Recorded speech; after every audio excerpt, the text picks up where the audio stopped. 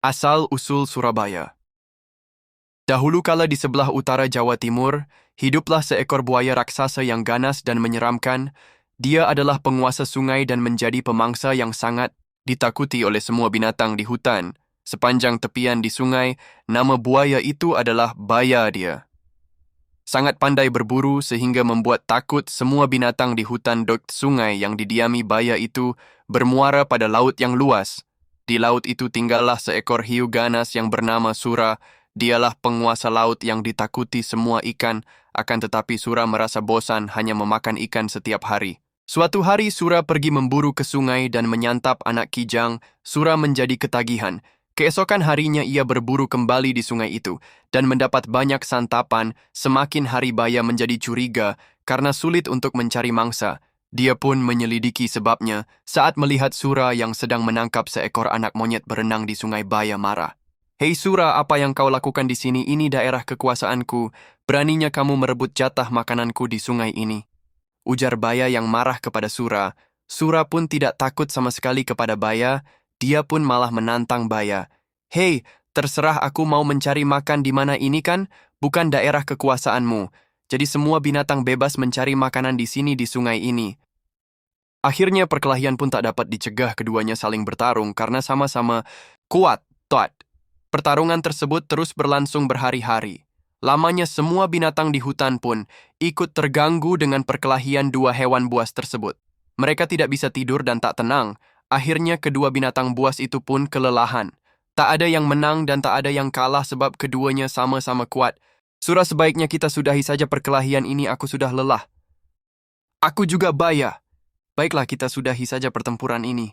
Mulai sekarang kita batasi saja daerah perburuan kita. Muara itu adalah batasnya, jangan sampai kamu melanggar batasnya, Sura, karena kamu akan merasakan sendiri akibatnya." "Baiklah Baya, aku terima perjanjian ini." Sura pun akhirnya pergi dari sungai itu dan kembali ke laut. Berbulan-bulan lamanya hutan menjadi tenang kembali. Tak ada perkelahian antara Sura dan Baya, namun Sura merasa gelisah. Dia rindu makan daging kijang seperti dulu. Ikan-ikan yang melimpah di laut tak bisa menyembuhkan rasa laparnya. Dia tak mampu menahannya. Diam-diam dia berenang di muara, namun sayangnya tak ada mangsa yang mendekat ke muara. Sura bosan menunggu, akhirnya dia berenang, masuk ke dalam hutan. Sura senang kembali ke hutan. Lagi kali ini dia harus berhati-hati, supaya tidak ketahuan oleh Baya. Berbulan-bulan, lamanya Sura berburu di sungai. Tanpa ketahuan, lama-lama Baya menjadi curiga, sebab lagi-lagi mangsanya berkurang. Meski dia tak melihat Sura di sungai ini, tapi dia yakin ini ulah Sura. Kemudian Baya menyiapkan rencana. Baya sengaja menangkap seekor kijang. Dia melukai kaki kijang itu agar tak bisa lari. Kijang itu diletakkan di pinggir sungai. Lalu Baya bersembunyi. Sura yang berenang di sungai melihat kijang yang terluka itu, hatinya gembira, sebab kijang itu gemuk. Ketika dia hendak membawa kijang itu ke laut, tiba-tiba Baya datang menghadangnya. "Hei, kamu ini memang bandar dan tak tahu. Malu, Sura, serakah sekali. Kamu bayangkan ikan-ikan di lautmu melimpah, tapi kamu malah berburu di tempatku," ujar Baya yang mengetahui Sura yang mengambil seekor kijang tersebut. "Hei Baya, kalau kau mau kau bisa saja berburu ikan di laut, aku tidak melarangmu. Halah, mana doyan aku dengan ikan, apalagi aku tak tahan dengan air laut." "Ya sudah, kalau kau tidak mau, yang penting aku sudah menawarkan kepadamu," Sura dengan enteng menjawab lalu bersiap menyeret kijang itu ke laut. Baya semakin marah lalu menyerang Sura.